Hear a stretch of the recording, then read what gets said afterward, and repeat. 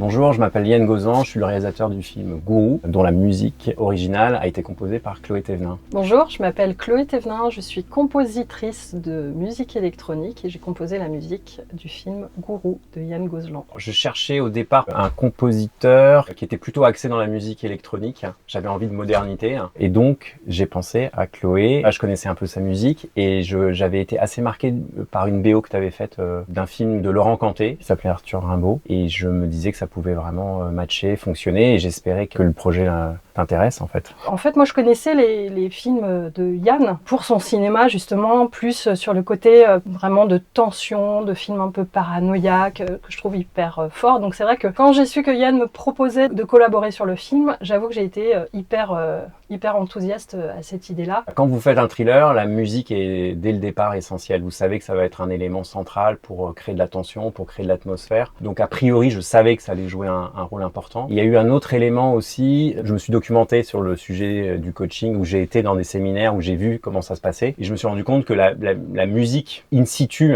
était hyper importante pour les coachs pour essayer évidemment d'électriser la foule, de les galvaniser. Donc à la fois en termes de musique extra-diégétique et en même temps en termes de musique diégétique, je savais que ça allait jouer vraiment un rôle très important.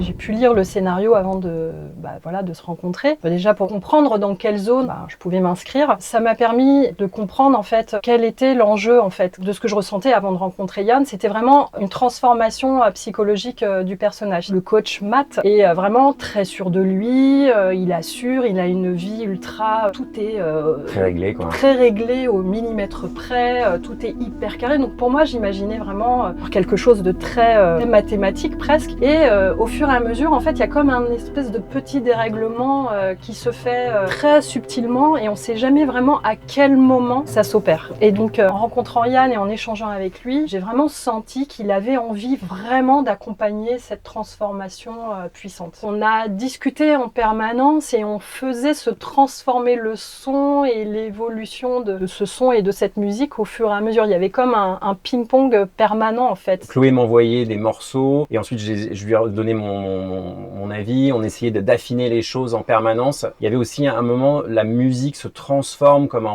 du sound design, se mélange au son. Il y a des moments dans le film comme ça, on ne sait plus ce qui est de l'ordre de la musique ou du montage son, et des moments qui vont avec l'idée de trance que j'évoquais tout à l'heure, ce qui est quand même le sujet du film, c'est qu'on parle d'un type qui va, par la parole, galvaniser les gens, et la musique sert aussi à ce truc d'adrénaline en fait qu'on ressent et que j'ai moins ressenti dans les séminaires. Merci les amis.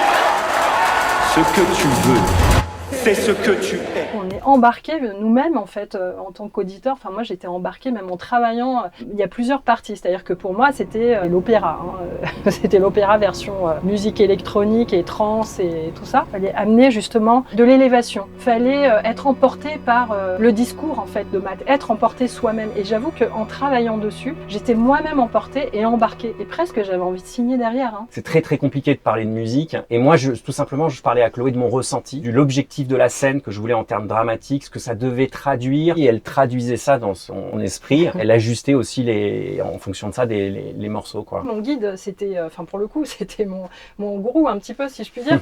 Yann en quelque sorte me guidait en fait aussi. Donc moi je proposais des choses diverses et variées. Et ce qui est un petit peu compliqué c'est que en effet en musique électronique on n'écrit pas la musique au sens, on n'a pas le langage classique, c'est-à-dire on a fait des enregistrements avec des cordes. Moi je veux dire j'ai travaillé avec du langage MIDI qui a été ensuite transformé par une orchestratrice pour comprendre un petit peu ce que j'essayais de dire pour communiquer aux musiciens, Cécile Coutelier notamment, qui a fait un très bon travail justement pour essayer de traduire et comprendre ce vers quoi on essayait d'aller. Et ensuite, en reprenant moi ces matières et ces textures, je reproposais ensuite à Yann. Donc en fait, Yann parle de ressenti, je suis aussi complètement là-dedans. C'est comme si notre langage commun, on l'avait trouvé en effet au fur et à mesure. De ce côté mathématique, progressivement, ça se transformait vers quelque chose vraiment où on est de plus en plus embarqué dans une espèce de sensation et de tourbillon avec Matt, le personnage. Ce qui était vraiment génial avec Chloé, quand je sentais quelque chose où j'avais encore des questionnements, Chloé me disait « Non mais attends,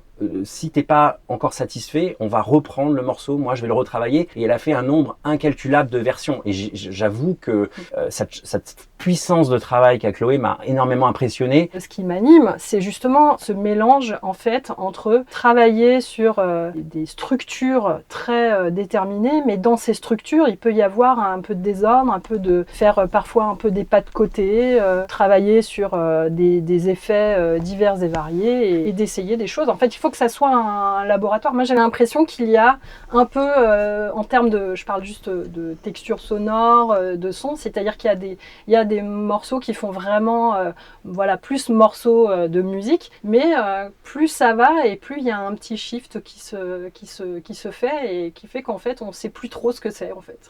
Encore une fois, ce que tu veux, c'est ce que tu veux. Matt, qu'est-ce que t'as fait?